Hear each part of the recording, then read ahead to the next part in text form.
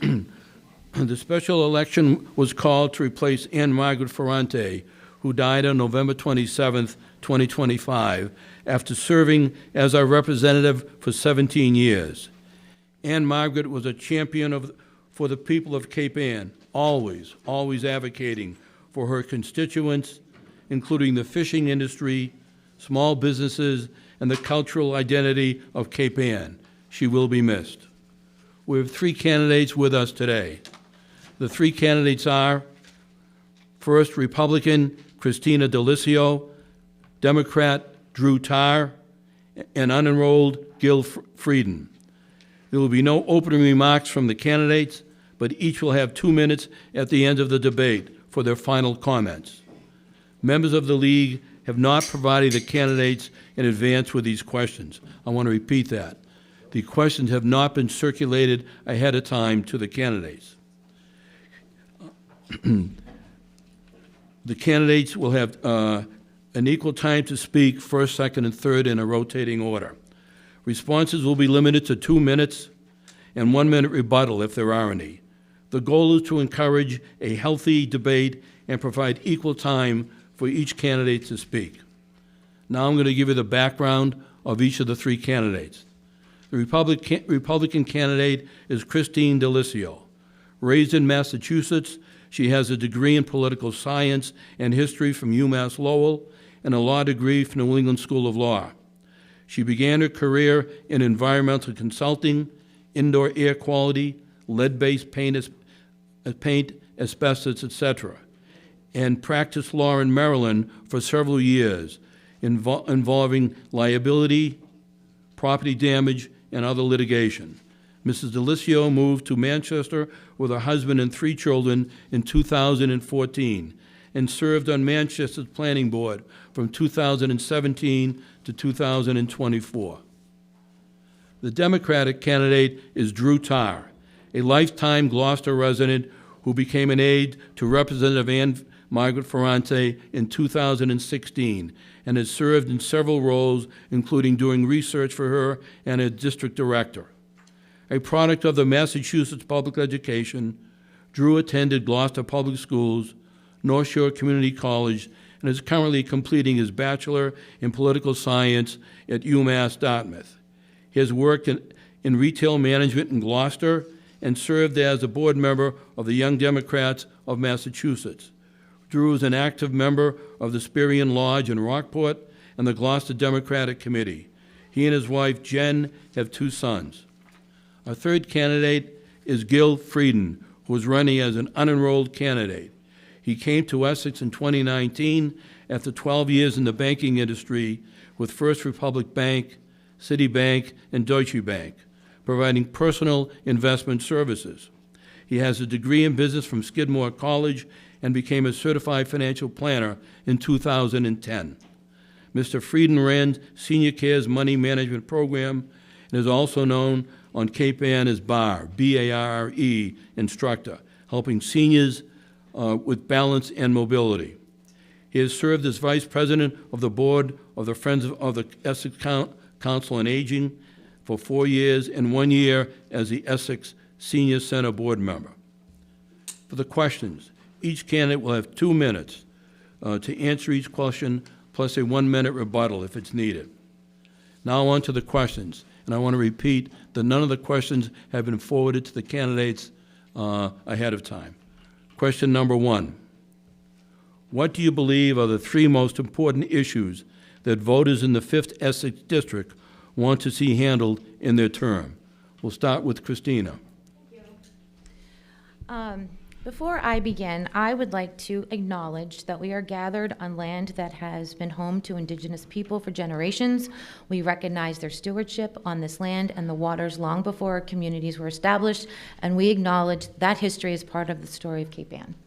So my 3 most important issues for Cape Ann are affordability, accountability, and local control. Whoever was here before at the debate, those are going to be reoccurring answers in all of my questions. Affordability. I'm sure we're going to talk about energy prices sometime today, but we cannot keep up with the energy cost, and those are directly due to the current administration in the state of Massachusetts. Those can have immediate relief. The current administration chooses not to. Accountability, the audit, I'm sure we're going to talk about that also. If not, I'd be happy to talk about it. We need accountability, and the legislature won't open the books, and they need to. And local control. My name has been around Cape Ann as an adamant opponent to MBTA zoning, not because of the housing, and let's be clear, it's not affordable housing. It's just housing. It's market rate housing.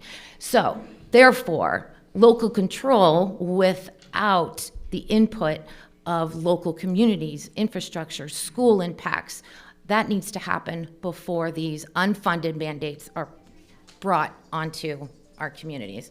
I'm going to say it because I've been in this position. Please, everyone, it is really distracting with phones, and if you could just silence them, that would be really helpful. Thank you, and I'm done. Thank you. Thank you, Christine. Drew? So the things that I see as most pressing for Cape Ann are all really revolve around what are we doing to make sure people can live a good life here on Cape Ann or elsewhere if they so choose. And so that brings us to housing affordability, economic development, and education. I think housing affordability is the #1 topic that comes up whenever I speak with folks. Whenever you hear people looking for apartments, it's always at what they can afford, which is not in line with market rates. It's sometimes not even in line with what we have for affordable housing. So we need to make sure that we're addressing our housing issue in the Commonwealth, and it is a Commonwealth-wide, it is a region-wide issue. It's not going to be solved just here on Cape Ann or just here on the North Shore. It's going to be a very broad and multifaceted issue that we need to tackle. Next part is economic development, and that means bringing good-paying jobs to folks, and that means job training like we have at GMGI. We have great folks coming out of places where they're making maybe minimum wage job. They're going through this intensive 9-month training program, and they're coming out and making $50,000, $60,000 a year. It's transformative. They're getting stock options. They're going to places like Dana-Farber. We need more innovative pathways to good wage jobs in Massachusetts, because just going through the regular system of education has not been cutting it for everyone. I can certainly say it didn't cut it for me.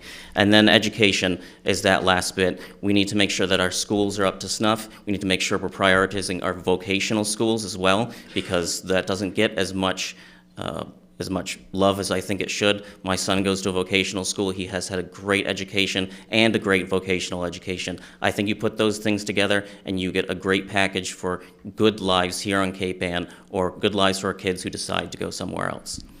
Thank you. Gail? Well, thank you, Howard.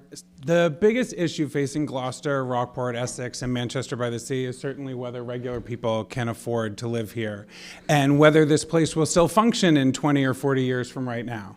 So right now, the math doesn't really work. Housing, energy, groceries, gas prices are really rising faster than entry-level paychecks, certainly a $50,000 or $60,000 a year paycheck. Young people look at Cape Ann and see the place that they love, but not a place that they can afford to live. So underneath that, there's the deeper, slower emergency of sea level rise. We are a coastal district, and if we pretend that tomorrow's high tides and storm surges won't touch today's decisions, we'll just keep spending millions of dollars on roads and wires and pipes in places that we know are going to flood. So that's not conservative or progressive, it's just bad math. So every dollar we put into infrastructure should be spent with the future flood maps in front of us. So for me, the most important job is to connect the short-term affordability crisis with the long-term climate reality. That means making housing, energy, and transportation cheaper and more predictable for working families now, and only investing in infrastructure that will still make sense when the high tide is at the sidewalk. So if we get that right, and we protect both today's residents and next generation that wants to stay on Cape Ann instead of being pushed out. Thank you. Any rebuttal?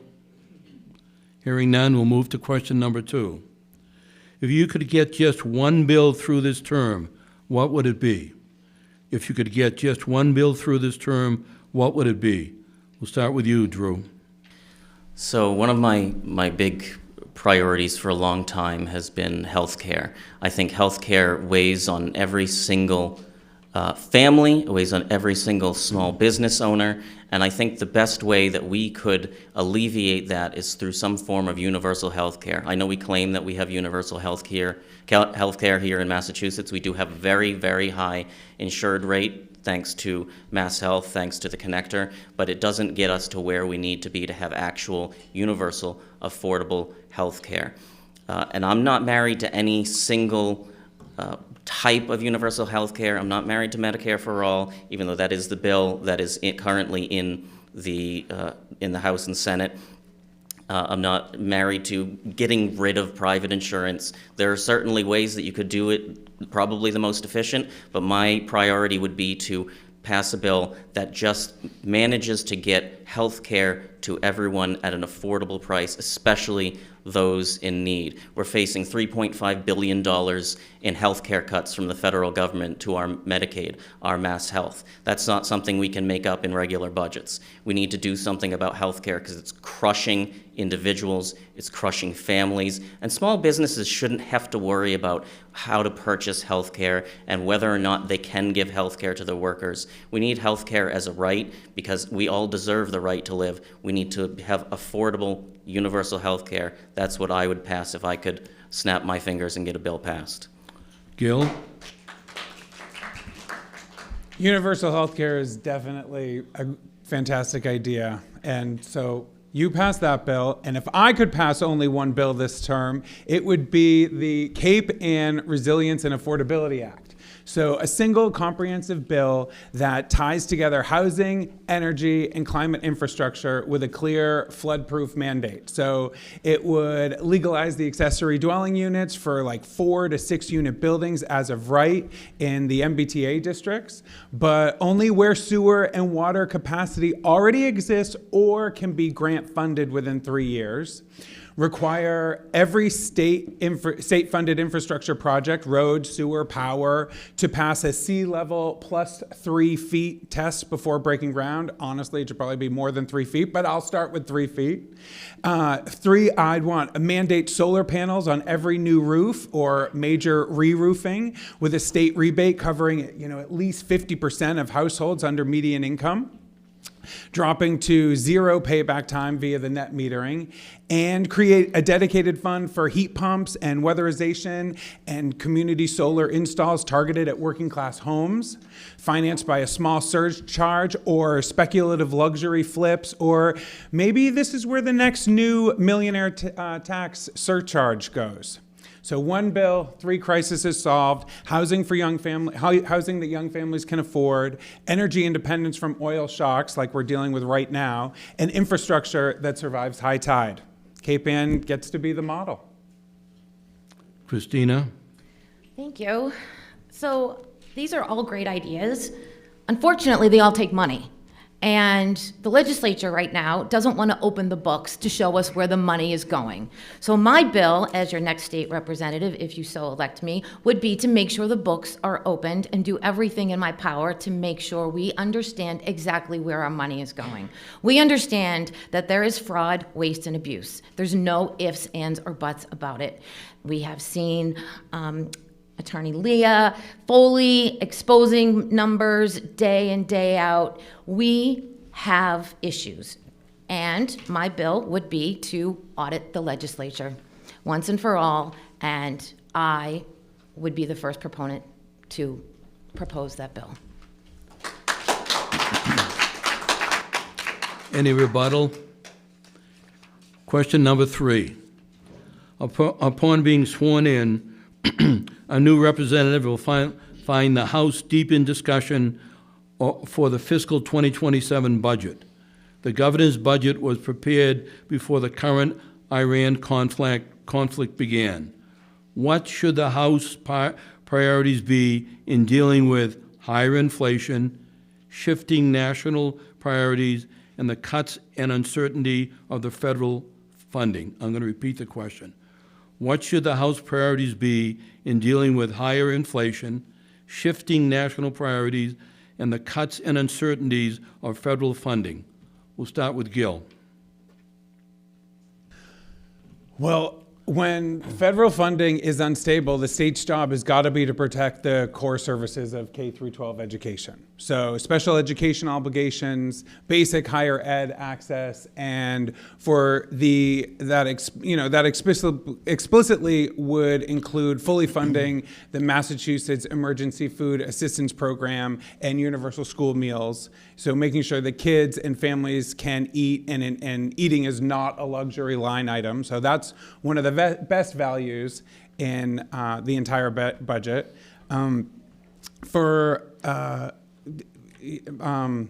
Let's see, stabilization, I think that we would have to definitely stress test the budget against different federal scenarios so that we know in advance when cuts come and go from Washington D.C. what would get protected and what would have to be slimmed down, rather than really just having a panic session when something happens in D.C. like an unauthorized war. And then in plain English, when the federal government is unreliable, the state must become more grown up and not more performative. Christina? Thank you. So, the question? Question, what should the House priorities be in dealing with higher inflation, shifting national priorities, and the cuts and uncertainty of federal funding? Okay. So we all are adults in this room. We've either live in an apartment, a home.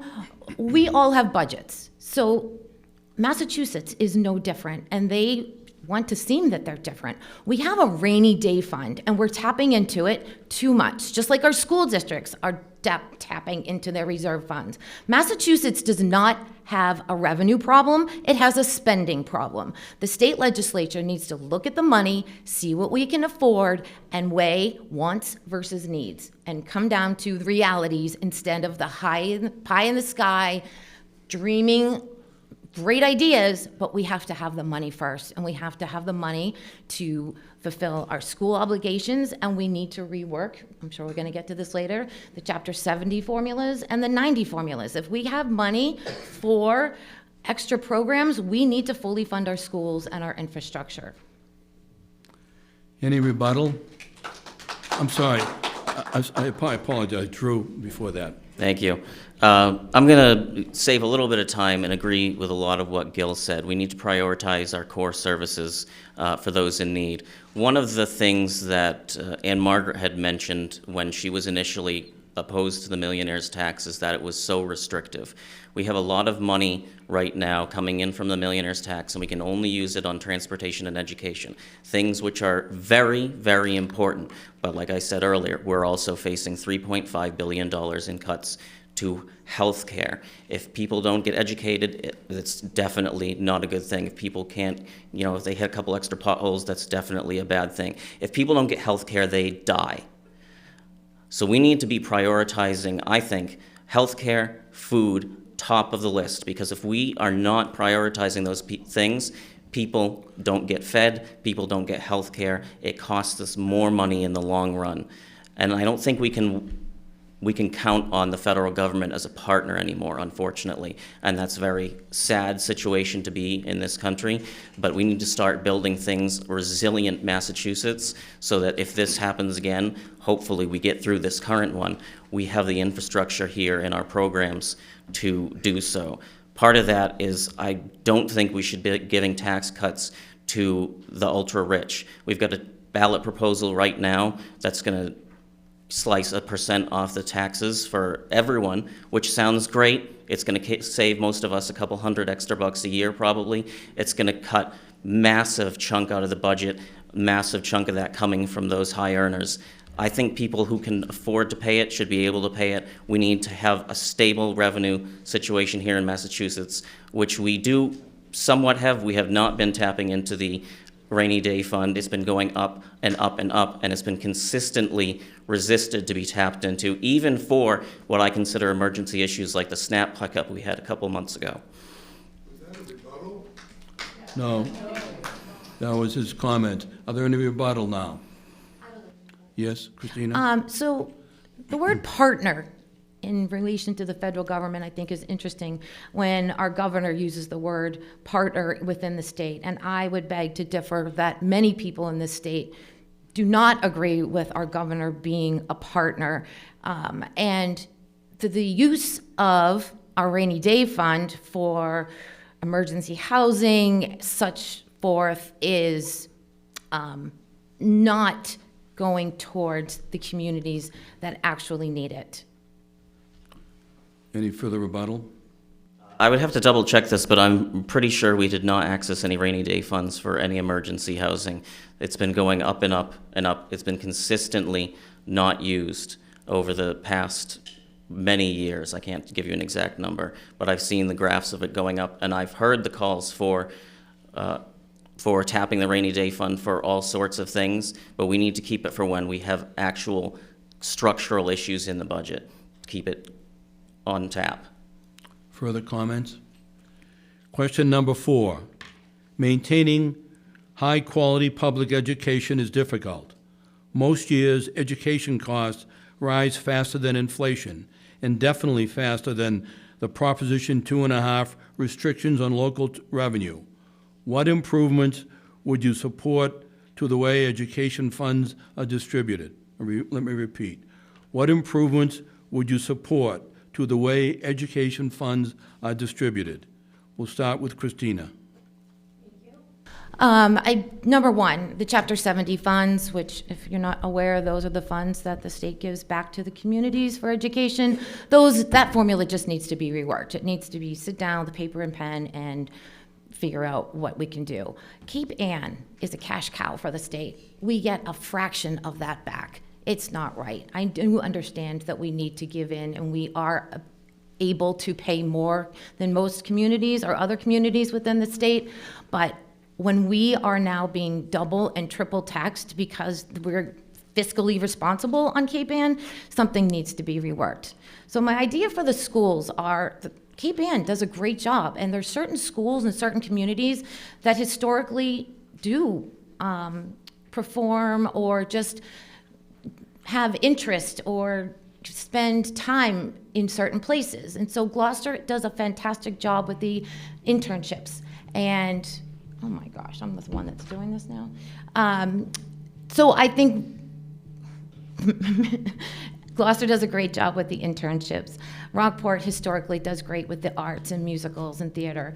Manchester does great with college prep. I think we need to do some kind, and I'm not a huge proponent of regionalization, but at some point, if we're doing things well, we need to expand upon that and give students within Cape Ann a choice of where to go. If your child has an interest in the trades or the fishing industry, come to Gloucester. If theater or music and the arts are your thing, perhaps you should be able to go to Gloucester.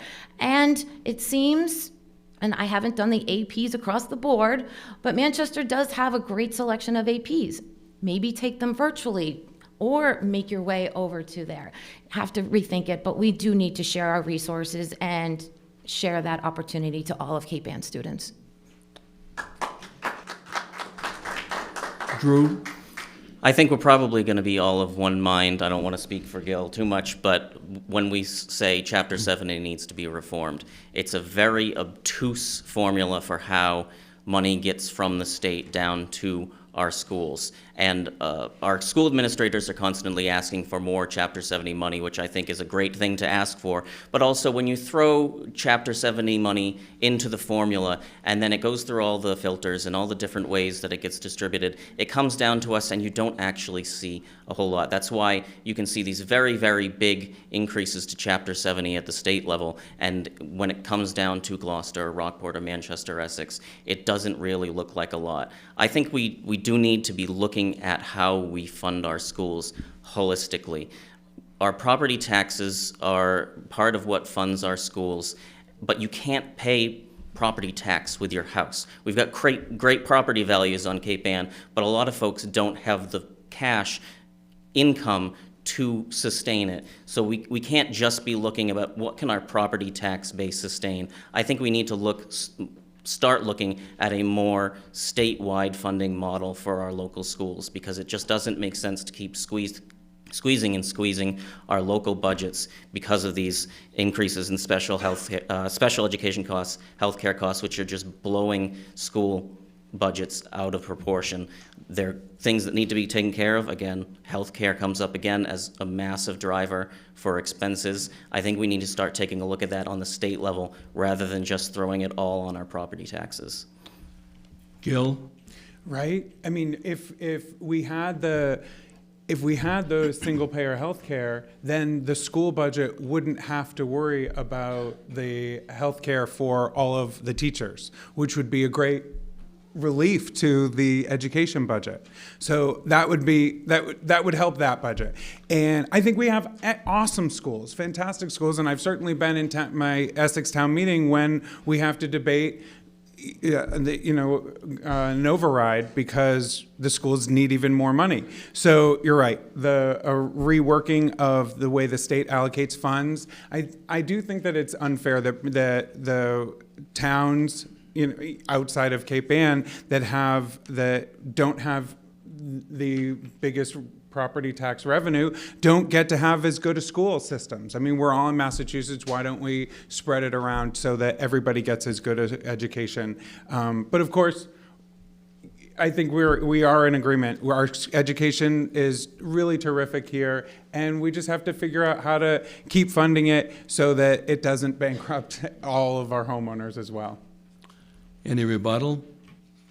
Moving on to question number 5. Your term in office may be only 9 months. What can be accomplished in that time frame to provide more affordable housing on Cape Ann? Your term in office may be only 9 months. What can be accomplished in that time frame to provide more affordable housing on Cape Ann? We'll start with you, Drew.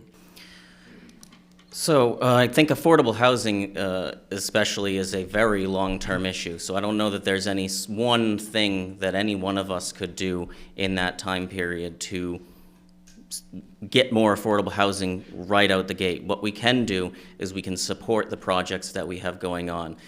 One of the first offices that the Planning Office for Urban Affairs came to when they wanted to purchase the nursing home on Washington Street and turn that into affordable housing was Representative Ferrante's office. I got to be in that meeting. We were on board from the start. We need to be consistent and strong advocates for our affordable housing projects. There's going to be one in the works down on Main Street for senior housing. We need more like the one on where the old Y was in Gloucester, which I think is a beautiful example of what you can do with a private-public partnership.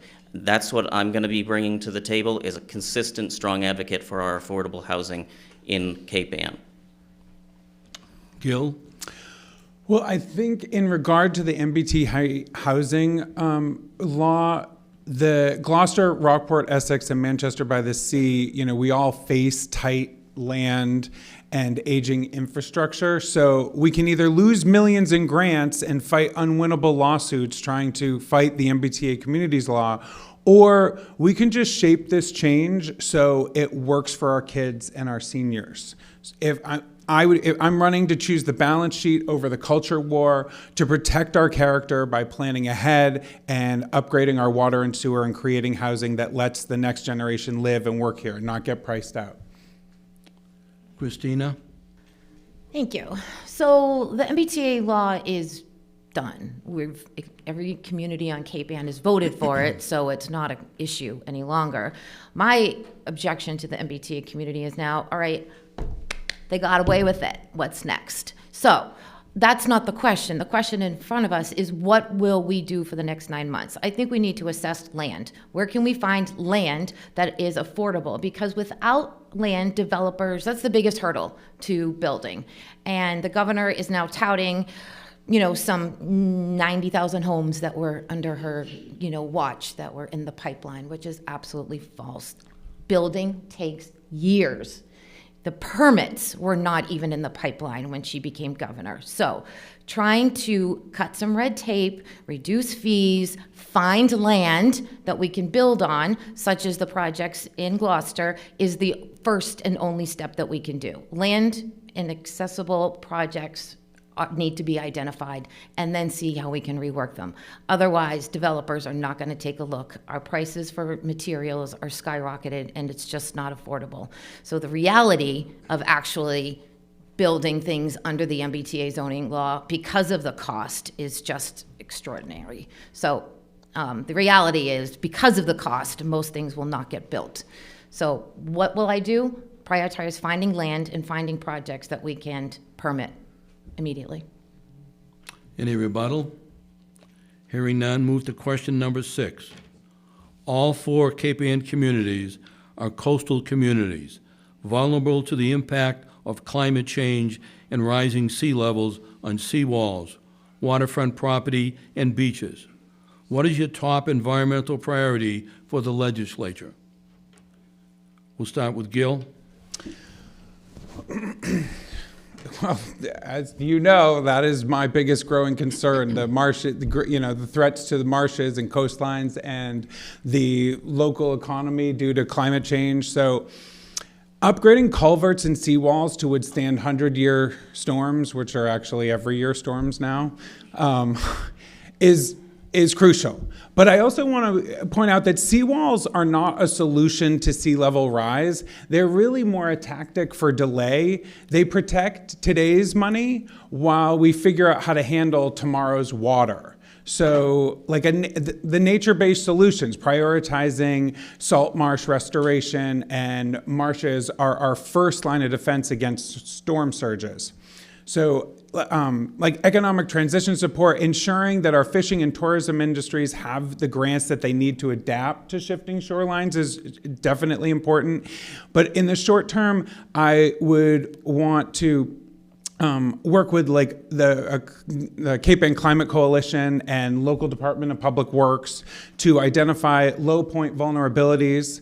And long term, I would fight for regional coastal resilience compact, to pool state and federal resources for Essex County. I was a huge proponent in Essex when Beacon Hill came to us and said that they wanted to pay for 90% of raising up Apple Street, which is the only street that gets you from one side of Essex to the other than 133, which is reported to will flood in 7 different places when sea level rise, high tides really get going. And so I stood up at both of at the town meetings to ask our town to please take 90% of this funding so that we could make Apple Street robust. And both times it was turned down. So I wish that our state rep, Bruce, as well as Ann Margaret, had been there in order to say, we need this, we've been working for this. So I think that that's really just crucial. Christina? Thank you. So Cape Ann does have quite a few organizations and grants and studies that are working diligently to address climate change on Cape Ann.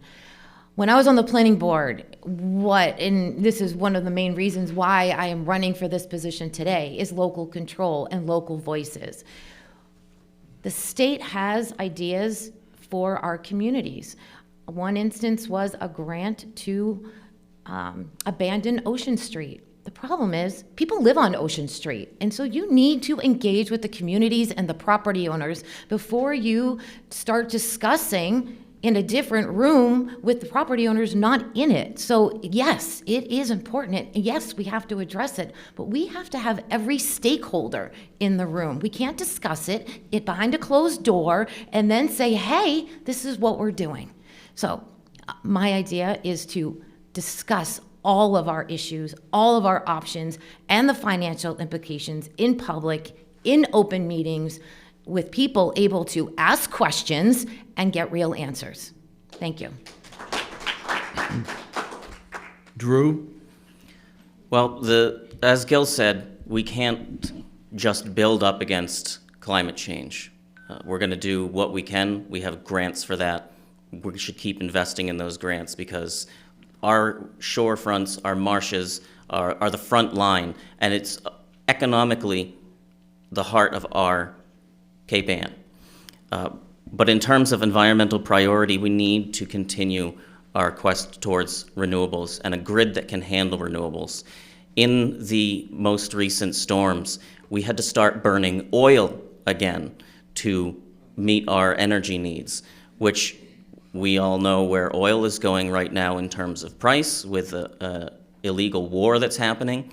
We know what oil does in terms of how much carbon it emits next to natural gas. I wish we could have just burned more natural gas. If we're going to do something that's not great, we might as well do the lesser of the evils. But we really need to get ourselves on the path to as much renewable energy as we can. I love Gil's idea about having more solar on our roofs. I have solar panels on my house. It helps with our energy bill, helps with the environment. And the snow falls off of them. Very nice. Gives you a nice big clunk after a snowstorm. But we need a grid that can handle that, and we need to continue investing in the grid. A couple years ago, the House passed an environmental bond bill to do just that. We need to keep pushing that forward because we need a grid that can handle our solar, grid that can handle our wind. And in those spike times, we're going to need to use some fossil fuels, but it needs to be the absolute last priority. That's where we need to be going with our environmental policy. Any rebuttal? Question number 7. How can the legislature ensure that every Massachusetts voter who is qualified to vote can vote if the SAVE Act becomes law? The SAVE Act would require official photo IDs, such as a driver's license or passport, to be shown before you vote. It would limit mail-in ballots to people who are ill, who are traveling, or in military service, and would eliminate early voting. So the question is, how can the legislature ensure that every Massachusetts voter who is qualified to vote can vote if the SAVE Act becomes law? We'll start with Christina. Okay, number one, I don't think those facts are true. I believe the SAVE Act requires a birth certificate or a passport in order to vote. I don't believe those things are, what you mentioned are true. And the idea that women would be disenfranchised, to me, is ludicrous. Would never, ever want to disenfranchise anyone from voting. Voter integrity is absolutely paramount. But we need to take further action, in my opinion, than just an attestation on a form. When we have people that are able to obtain a driver's license and check a box, I don't believe voter integrity is being validated. So that's the government's responsibility, and to verify that people that are allowed to vote in this country are voting, but I would leave it to them. Drew? Yeah, can you just repeat that one more time, the question? The question is, how can the legislature ensure that every Massachusetts voter who is qualified to vote can vote if the SAVE Act becomes law? Well, it's a very concerning position to be in, because when the federal government does something, especially these days, we are overridden by federal supremacy.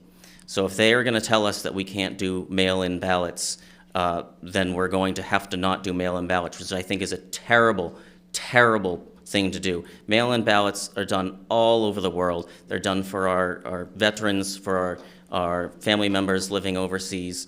We need to have mail-in ballots. And even if you don't trust the post office, you can go drop your mail-in ballot off at the city hall or the town hall. I think we need to make sure that we're having access to IDs for everyone in the Commonwealth. If we're going to require ID to vote, you need to be able to get an ID to vote. The Commonwealth should be making it as a simple process as possible while still protecting it. I don't think you should need an ID to vote. Lots of places in the world, you don't need an ID to vote, because we have the protections in place here in this country to make sure that people who are allowed to vote are the ones who are voting, and the people who are not allowed to vote are not voting. Voter fraud in a study was down in the, 0.00006% of cases when studied against this massive amount of ballots. It is unfortunate that it happens, but it's this red herring that gets thrown at us to try and disenfranchise people from voting. Folks who think that voting doesn't do anything, they wouldn't be trying to control it so much if it didn't matter. So I think we need to make sure our Attorney General has the funds that she needs to fight these lawsuits that I know she is going to fight against this if the SAVE Act passes. That's the number one thing we can do. Make sure if it passes, we get it thrown out.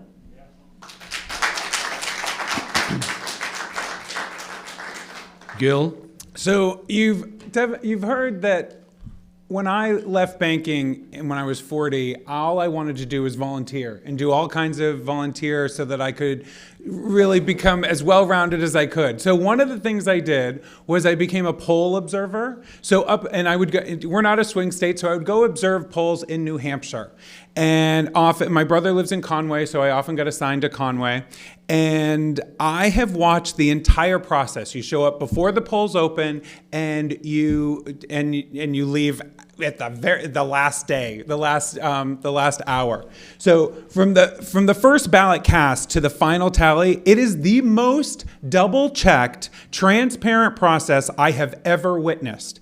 So to perpetrate fraud in that system, you would need dozens of co-conspirators in every town hall across the state, in a system run by neighbors and town clerks, the town clerks that we know. And they know us. That's just not likely. It's impossible. So voter fraud is almost completely fictional.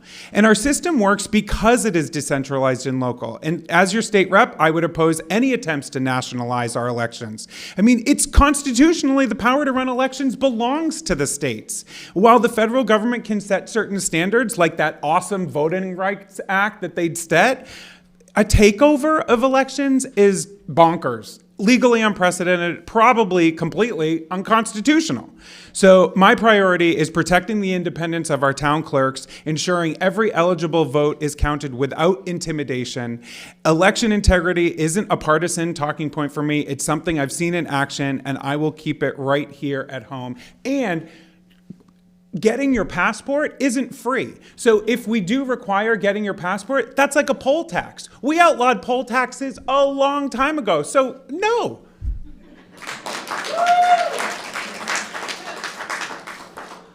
Any further rebuttal? Yes. So, you need an ID at Crosby's in Manchester if you're 65 years old to buy alcohol. You need an ID to get on a plane. You need an ID to walk into a federal building. But you don't need you don't need an ID to even prove that you can vote, let alone actually show that you can vote at the moment. It's not cumbersome to show an ID. When all you need to do is check a box and say, I am eligible to vote, it just opens the door for mistakes and whatnot. There's no reason not to have an ID. It's basic common sense. Further rebuttal? I would say that there is a reason not to do it. If you are stopping more people from voting by requiring an ID than you are saving in voter fraud, what are you ending up with there? Further comments? Getting on an airplane, shopping in a store, those are profitable activities. Those are things that stores are open so that people go. And guess what? People are going so much that they have to ID them to make sure that the right customers that bought the thing are getting in there. And or that want to buy the alcohol or bought the airplane ticket. Voting, not that busy. We don't have 100% of our voters going to the polls on election day. So no, we don't need to check the IDs because there isn't a huge amount of people trying to get there that shouldn't be there.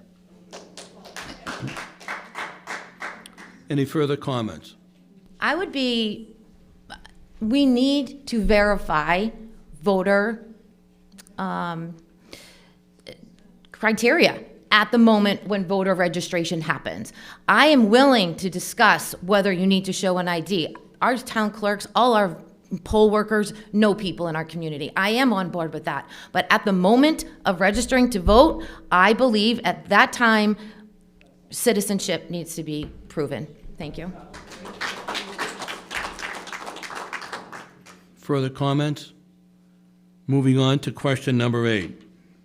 How would you communicate with your constituents to keep them informed about the bills you are working on to pass or defeat? I'm going to repeat it. How would you communicate with your constituents to keep them informed about the bills you are working on to pass or defeat? We'll start with you, Drew. So I'm a big proponent of communication, having done it so much in my life. I wrote a lot of Representatives Anna Margaret Ferrante's newsletters, helped her write those, the Facebook posts. That would be a great avenue to continue doing. I believe in consistent, transparent communication, and that's one avenue. I'm also going to hold regular office hours in our senior centers, our town halls, wherever it is to meet people, and not just during business hours. We'll do after hours as well to make sure that folks who are working those 9-to-5 jobs or any other shift can do it. And I'm also, I've told people this in the past, I go into the supermarket as just Rep. Ferrante's aide. I get stopped in the aisles a couple times to talk. And that's part of what comes with a job, and I'm open to it. But my wife might have to do a little more of the grocery shopping to help me out to make sure that we get the grocery shopping done while I'm talking with you folks. But that's where I want to be. I don't want to be stuffed up in an office. I want to be out with you folks, with everyone watching this recorded. I want to be able to talk to you and meet with you and hear what your concerns are and tell you what I am doing for you. Gil? When I worked at different banks, I was always a proponent of every ringing phone gets answered.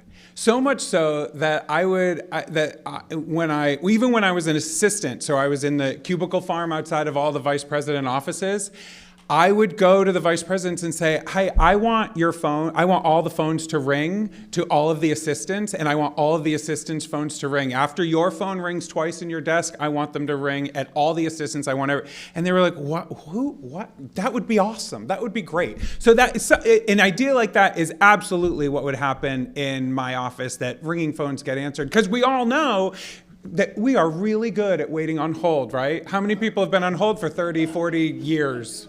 Yeah, exactly. So definitely ringing phones gets answered. Social media. And if you've heard, I teach exercise classes 3 times a week. You can always zoom into my house, in my living room where I teach exercise classes, and you see me and my mother exercising. People talk to us, they ask us questions, and I'm not even a rep yet. So you can always come to my exercise classes and ask questions and talk to us. We talk about different things while I'm making sure that you are breathing appropriately and flexing the right muscle and relaxing the other muscles. So I would love to have virtual office hours, and I am no stranger to the senior center. I show up at the senior center at least once a week, and I would love to go to all the senior centers on a regular basis and run into people during hours and outside of hours. So I think that in terms of communication and people getting in touch with me, they will be very happy and find it easy to do. Christina? Thank you. I think social media is amazing, and I think Bruce Tarr, I get blasts from him on a regular basis, where he's going to be, when he's going to be there, and times. I believe, Drew, that you were hired in 2016, and you were going to be the liaison between the 4 communities on Cape Ann. I have looked, and I have not been able to find any posted hours in the last 9 years, and that's concerning because, Manchester became a community in 2022, and I think it's important that every district is represented and every district is communicated with and represented and visited. So I will clearly communicate, whether you need to be telephone, mail, social media. I will have office hours in each community posted, and you will be able to find me on a regular basis. Any rebuttal? I will say, yes, I think the office hours have not been posted enough. I will concede that. We do have a member of our staff who goes to all the senior centers once a month to meet with constituents, so it is happening. Yes, Christina? Manchester doesn't have a senior center, so where are you in Manchester? In the Council on Aging office. And where is it advertised? Like I said, we think we posted it a couple times on Facebook, but it has not been as consistently advertised.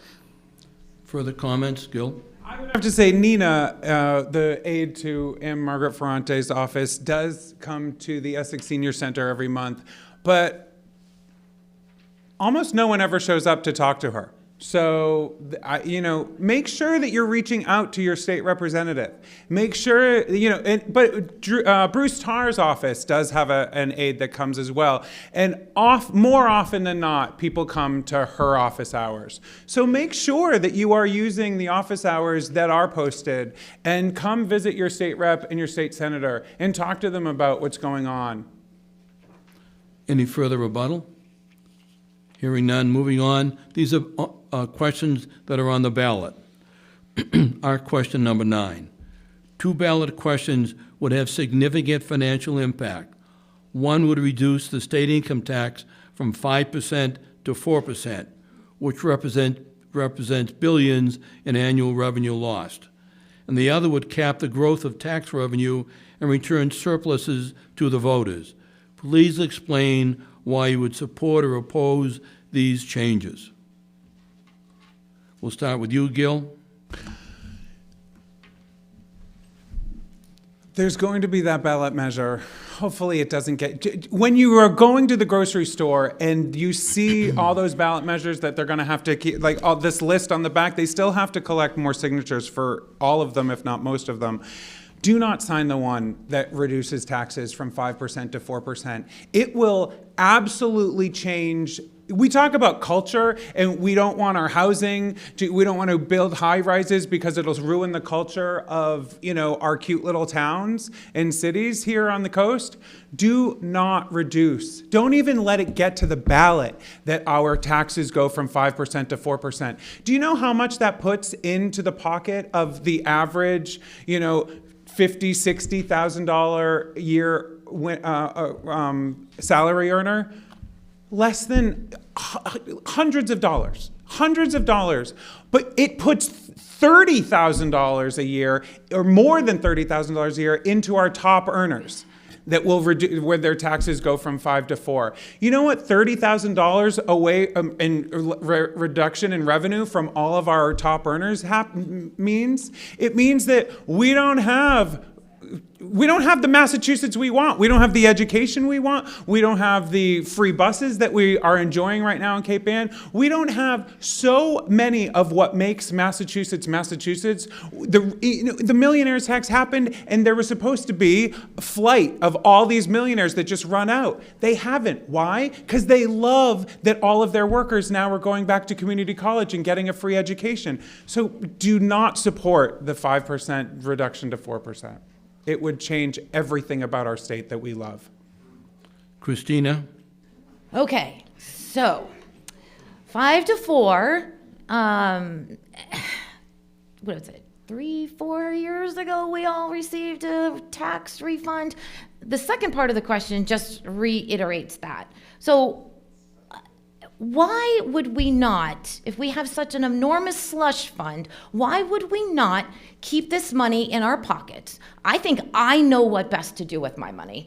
I do not trust the government right now. They won't open up the books and show us where the money's going. So until that happens, heck no, you're not. Bring the taxes down to 0 for all I say. You have plenty of money. You don't want to show it's where it's going?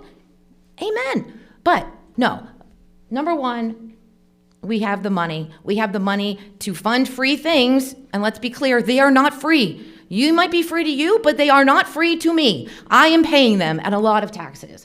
So then, the second part of the question? Would you support or oppose these changes?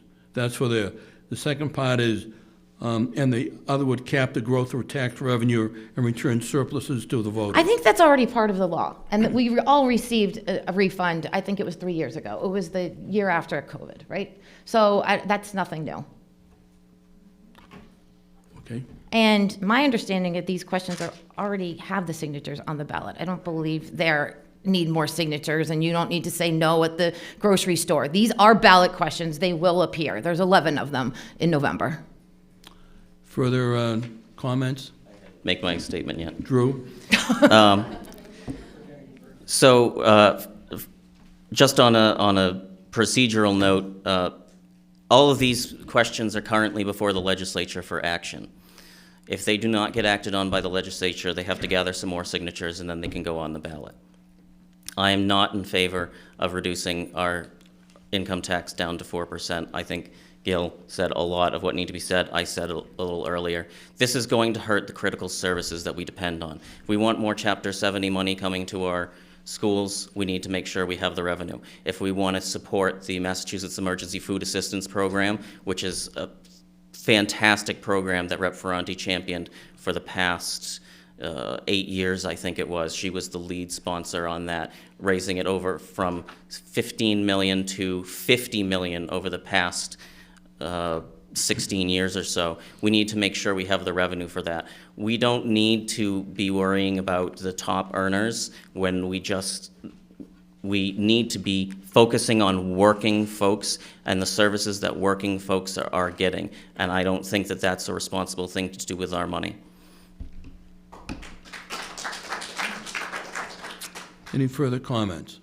Hey, Gil? Christina, for you, I would be delighted to have a public reporting on the taxes. Probably it would just be the millionaire's tax, the fair share amendment, but how much was collected, where it went, what changed because of it, so that the millionaires could know that their money, where it went, and show them how good it's doing. So absolutely, I'll make a brochure for that.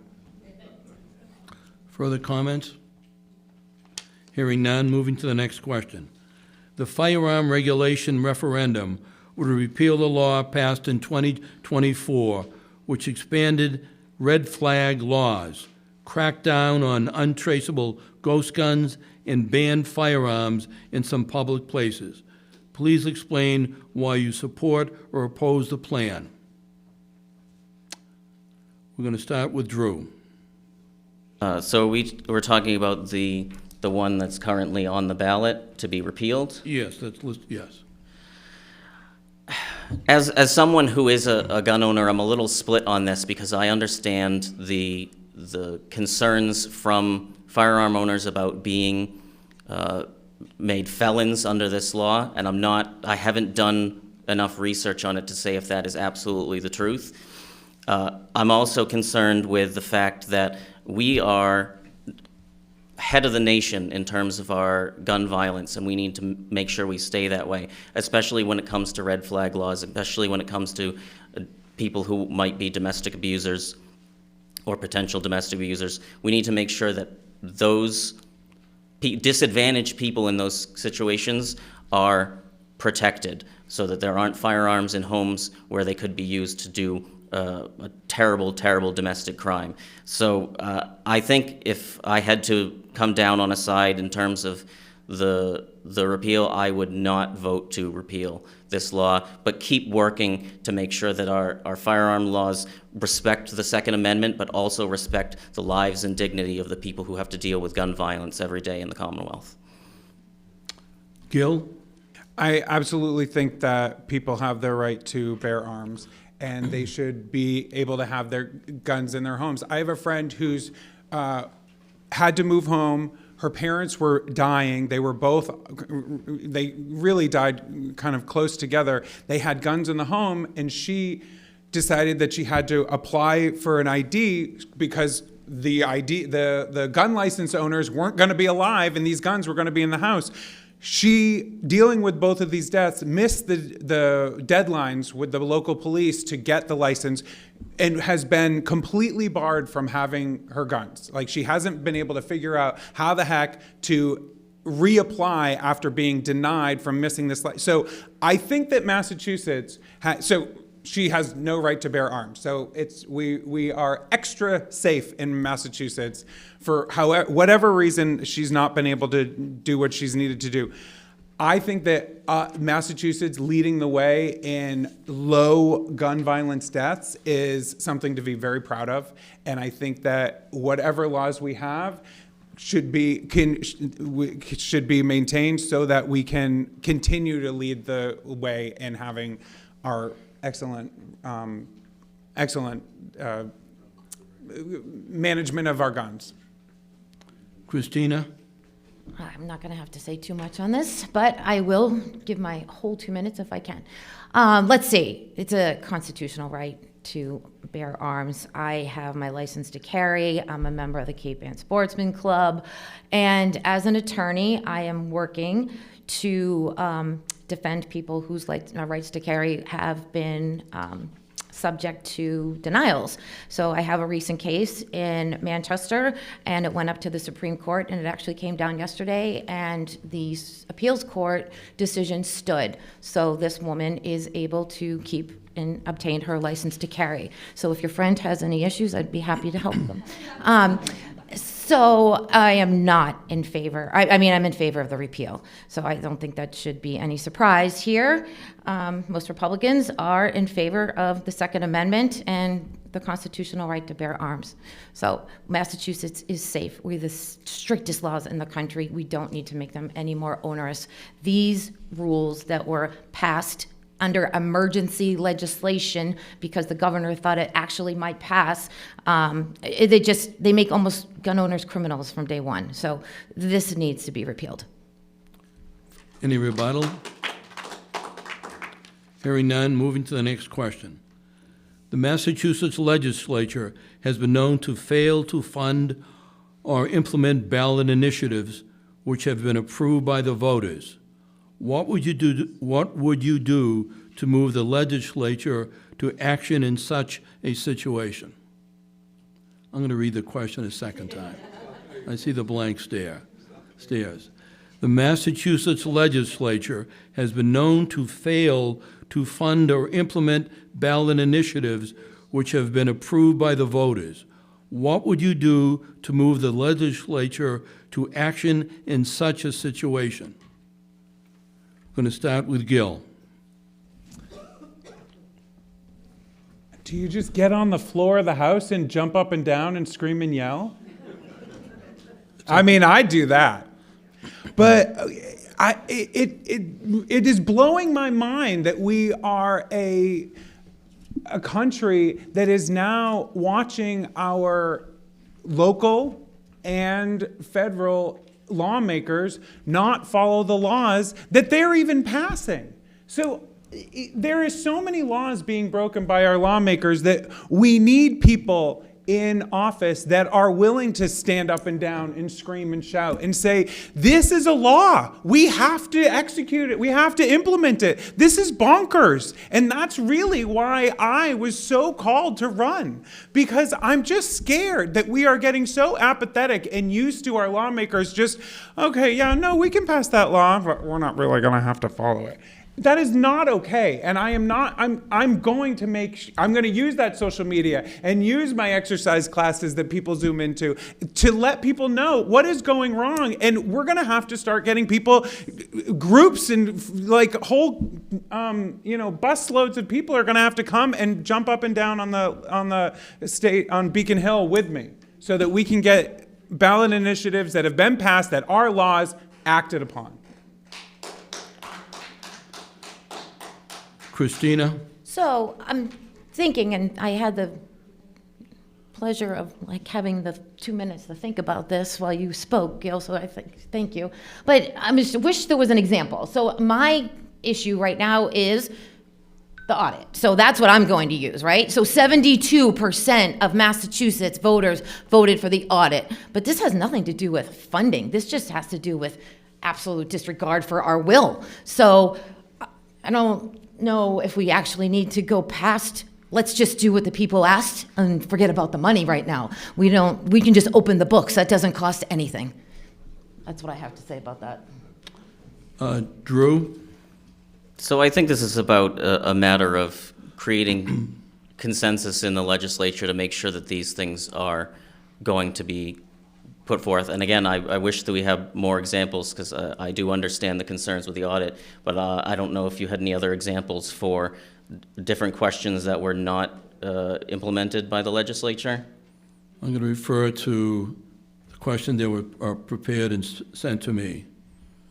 Any comments? Well, there are multiple examples of the state passing unfunded mandates, but that's a different question in the legislature. For example, there,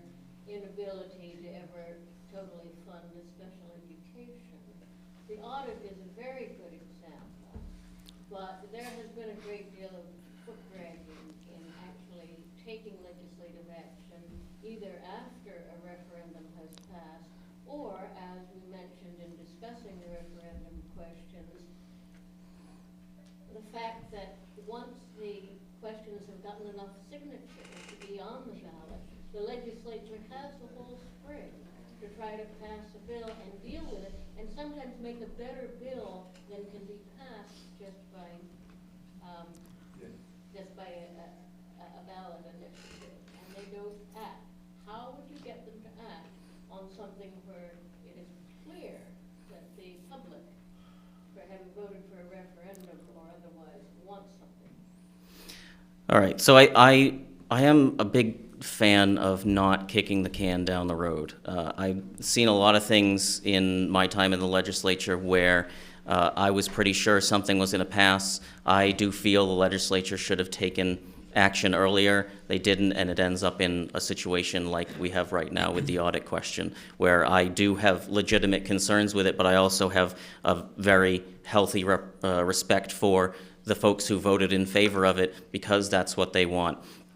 So I think part of that is using relationships in the State House to make sure that your thoughts, your constituents' thoughts are heard, because that is the most effective thing that I've seen, is when legislators are able to not just, we see all this out here in the social media sphere and whatnot, and it's hard for legislators and especially people in leadership to gauge what is sort of chaff and what is people with the concerns that they feel they care most about. And I think the best method for that I've seen in my work in the legislature is getting those concerns to your local representative with as much of a story as possible. And I know that might not be one for the audit or for some other questions, but in terms of getting things up the chain and to make sure that people in the legislature, other legislators, people in leadership, making sure you're communicating clearly and calmly with your representatives and telling them your story. Because if they don't know your story, they can't tell it to someone else in the legislature, and we don't get anything passed by not knowing things. We need to make sure we have all the information on the ground, and getting it to your legislator is a great way to do that. In view of the additional clarification, would either candidate want to make any comments, further comments? I think I'll stick with my audit example, and I think it's pertinent and timely, that 72% of Massachusetts voters voted for the audit, but the legislature doesn't want to comply. And I don't know how much clearer, I don't know how much more of a signal we have to send to Beacon Hill to open up the books. Thank you. For any other requests for comments? Another question. ICE. What should the legislature do to ensure that immigrants residing in Massachusetts have full protection under the law if there is a surge of detention and deportation in Massachusetts? Let me reread that again. What should the legislature do to ensure that immigrants residing in Massachusetts have full protection under the law if there is a surge of detention and deportation in Massachusetts? We'll start with Christina. Full protection under the law goes both ways, right? So Gloucester just passed an executive order protecting immigrants on town land or city land and city properties. What the question is? The question again, I'll read it again. What should the legislature do to ensure that immigrants residing in Massachusetts have full protection under the law if there is a surge of detention and deportation in Massachusetts? Okay, so what will we do? Full protection under the law. The law, as I said, goes both ways. When people come into the country undocumented, there is a procedure. And that right there in itself is a disobeying of our laws. So in order to be protected by our laws, you need to have this two-way street. So what should the legislature do? The legislature should rely on the federal separation of powers. Immigration is a federal issue, and we should rely on what the federal government is asking us to do, not to comply or to back away. There are instances, yes, we have immigrants in our communities. We are a nation of immigrants, but we also have to assist the federal government and ICE with dangerous individuals. We've seen examples of it, and we need to cooperate. It goes both ways, and that's... All right. Drew? I mean, the most dangerous individuals that I've been seeing in recent coverage are people ostensibly with badges shooting American citizens in the streets. This is not to say that there are not undocumented immigrants who do crimes, do heinous crimes sometimes. There's also a lot of American citizens who do heinous crimes. And everyone gets due process under the law. That means you go before a judge and they say, these are your rights. You have a right to counsel. You have a right to present evidence if you are an American citizen, if you are not an American citizen. You don't get to be disappeared out of state where you're outside of our jurisdiction, of our judges, and held in detainment indefinitely without being able to see a judge. What the legislature should do, I think we had a great bill come out of the Black and Latino caucus called the PROTECT Act. I'm very interested in diving into that and hopefully passing what protections we can as a law body to protect those who need protection in our immigrant communities. But I think this is also going to be much bigger than just what can the legislature do, what can the governor do, or what can our judges do. We wouldn't have seen everything going on in Minnesota if we didn't have real American folks on the ground with their cameras out, protesting, an American tradition of protesting, just like when they threw tea into the harbor. It's a very proud Massachusetts tradition. All of us need to come together and make sure we're each doing our individual roles, even if it pushes us outside of our comfort zones, to make sure that those with power are held accountable and not trampling over those who have the least power in our society. Gil? This issue, it makes me cry.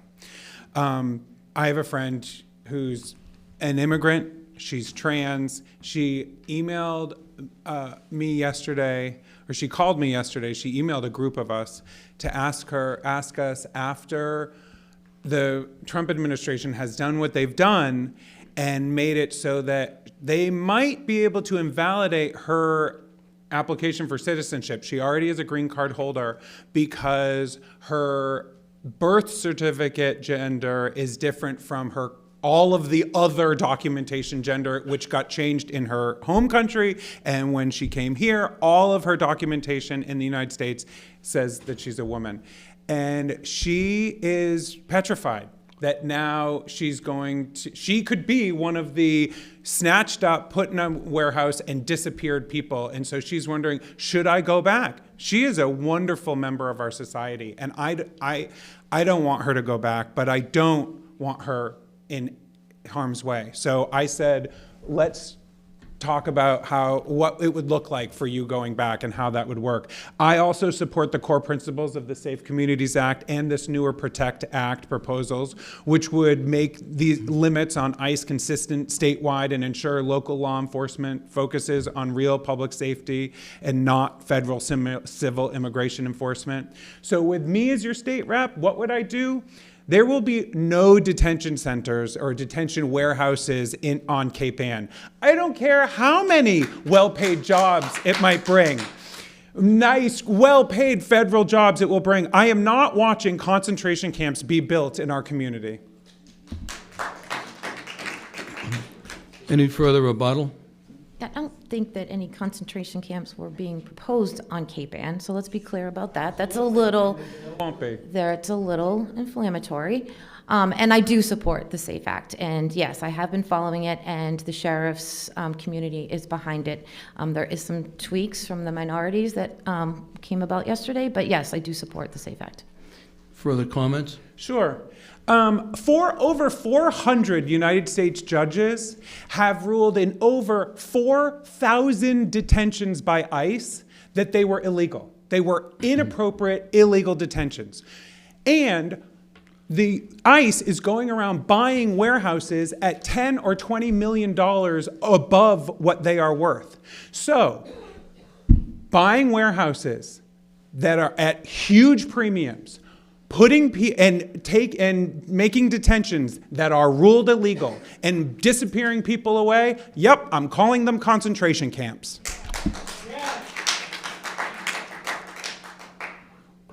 It's really disrespectful to many religions. One final question. It says here, if not exhausted. What specific initiatives would you propose to bolster our local fishing industry and a blue economy? That is, an economy based on the resources of the ocean, such as fishing, tourism, and science. I'm going to read the question again.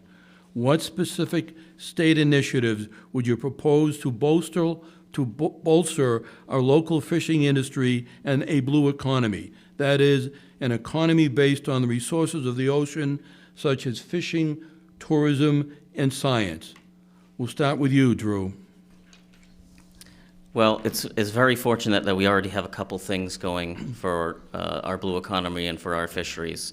In the most recent budget cycle, Rep. Ferrante worked with the Greater Boston Food Bank to start a fish-to-plate program where we would buy fish from our local fishermen through the processors that we have here on Cape Ann, and it would go directly to our food banks. So that does two things. That gives a little price bump to our fishermen because they're being paid a little bit more for, especially on species that they might have not been able to sell otherwise. And it gets good local protein into the hands of those who need it the most on Cape Ann.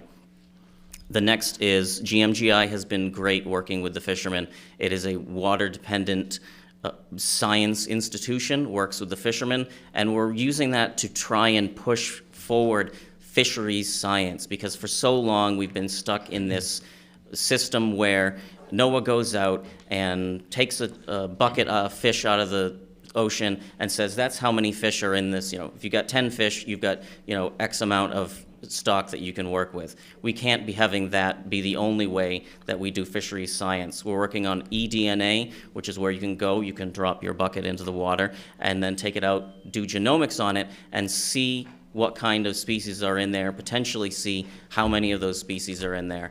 And then the third is just we need to be able to invest in our designated port area. It's been very hard to get state funding to our designated port area because it's all privately owned, and we can't put bonded money into private properties. So Rep. Ferrante stood up a DPA fund that we're still trying to capitalize. That would be something I would still work on to make sure that our property owners can get low-cost loans or grants to make sure that they can improve their properties and keep our waterfronts working. Gil? One of the many jobs that I have that isn't volunteer is I work actually with Drew's son, Andrew, at Woodman's. And there's always been a tourism bureau in Massachusetts, and it was mostly concentrated on Cape Cod. And we owe a lot of thanks to Rhonda and Steve Woodman for helping to get that bureau to recognize Cape Ann as a destination for tourists. And now look at it. It's a much better destination. I remember that the story my grandfather used to say when my mom, and we would summer here in Essex from Worcester, and when we would get questions, when my mom would get questions, where do you go for the summer? My grandfather would always say, tell them Hampton Beach, because he didn't want tourists in Cape Ann. He wanted Cape Ann all to himself. But, and I was talking to Susanna about science and fishing, and we were discussing how, when you design airplanes, you look at how birds' aerodynamics work. So why, when we design ships, don't we look at the aerodynamics of fish and how boats and ships could be more fuel efficient and faster so that we could make fishing easier and cheaper? It is so expensive to be a fisherman right now that my heart absolutely goes out to them. Just because diesel prices went up $1 last week doesn't mean that all those fishermen get to come in and say, I need an extra $1 for all these fish. No, they don't get to say that. But the diesel companies do get to say that, and that is absolutely not fair. Christina? Thank you. So, leading up into the primary and the last week or so, I am knocking on doors, standing in front of Market Basket, giving speaking engagements, and specifically talking to the fishermen. And what they see and what I'm hearing from them is their concern for the next generation. They're losing the next generation fishermen. The next generation can't invest in boats to continue this. And bottom line, the federal regulations are restricting the basic amounts of fish. So I did work with and made some phone calls, and the quota was finally released for the haddock last week.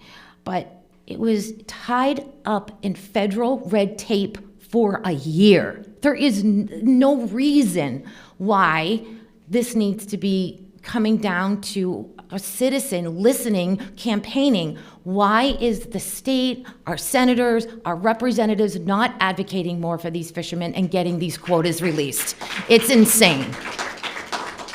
So that is number one. I would be the biggest advocate for the fishermen and get rid of this red tape and not let a quota be stuck, not being filed in the Federal Register for a year. That's unheard of.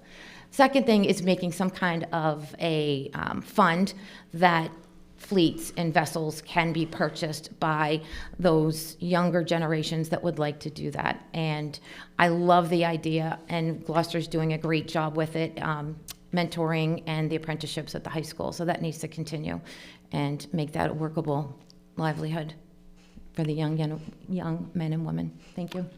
Further comments?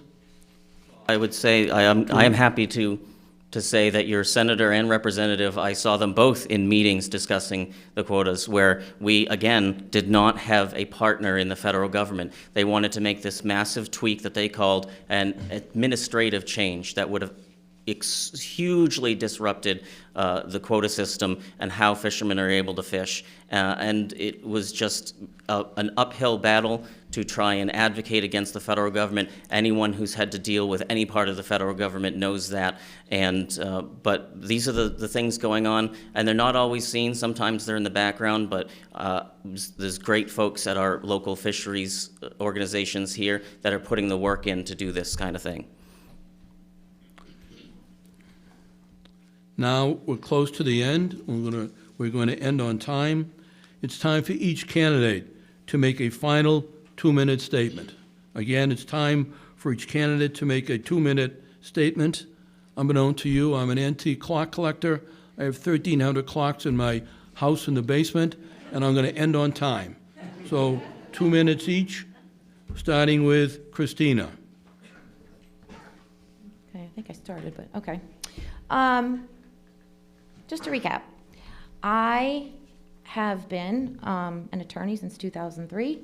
I started my college experience with interning and as an aide for Senator Ted Kennedy in D.C. I then went on to work for Ed Flynn in the Boston City Hall in that administration. I went on to finish my college degree, started a degree business in environmental consulting, went to law school, and raised a family. So here I am, ready with the time, the education, and don't let me forget the planning board for 10 years, and experience to be an advocate for Cape Ann. I'm very concerned, and I believe Manchester specifically needs a voice. We have been a part of this district since 2022, and I believe it's been a little overlooked. And I think some new voices, a new voice, will bring some equal representation to Cape Ann. Although Gloucester is the largest, it needs to be heard. All of our communities need to be heard equally. So, Cape Ann has always understood something Beacon Hill too often forgets. Freedom, work, and community are protected, not managed from a distance. Over time, power has drifted away from Gloucester, Rockport, Manchester, and Essex, handed off to mandates and agencies that don't live here and don't feel the consequences. And when government expands in the name of good intentions, it rarely retreats on its own. I am running because I recognize when that line has been crossed before temporary policies become permanent controls. Rights do not disappear overnight. They erode when no one pushes back.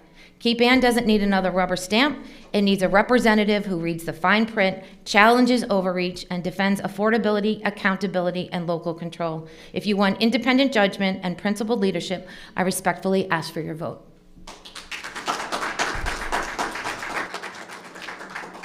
Drew? Thank you. Thank you, everyone, for coming today. Thank you for everyone who's watching online or on 1623's TV station. Thank you to League of Women Voters. Thank you, Howard. I've had the great benefit of working for Rep. Ann Margaret Ferrante for the past 9 years, and in that time, I saw the power that comes with having a seat at the table. Everyone gets their representative, but some representatives make a lot more effort to make sure that your communities have a seat at the table. Ann Margaret was one of those people, and I would like to be one of those people. I have great relationships on Beacon Hill. I have great relationships here in our communities to make sure that we're not starting down at zero where you do normally when you have a freshman incumbent, just freshman representative.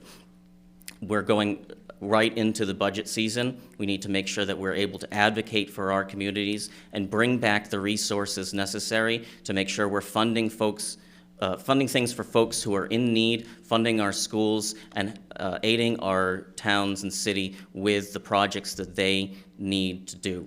So I'm asking for your vote on March 31st to make sure that we have a strong seat at the table on Beacon Hill for Cape Ann. Thank you.